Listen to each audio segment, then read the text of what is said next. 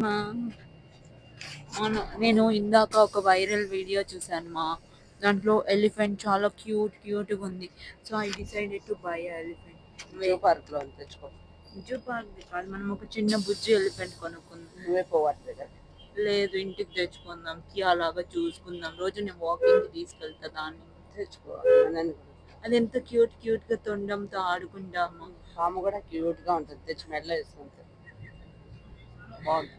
పాము కాదు మా ఓన్లీ ఎలిఫెంట్ స్థలం సరిపోదు, పైకి ఎక్కలేదు. మనం లేదు ఫస్ట్ ఫ్లోర్ కదా, అది ఎక్కలేదు. పాము అయితే మెడలో వేసుకొని డింగ్ డింగ్ డింగ్ అని వెళ్ళిపోవచ్చు.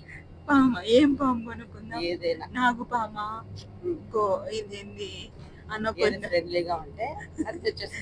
పాముల్లో ఫ్రెండ్లీనెస్ ఉండదని నీకు తెలీదా? ఎలిఫెంట్ లో కూడా అది ఎక్కలేదు మెడికల్ పాము. నేను ఎక్కిస్తాను. వద్దులే, నువ్వు ఎక్కేసేవారు.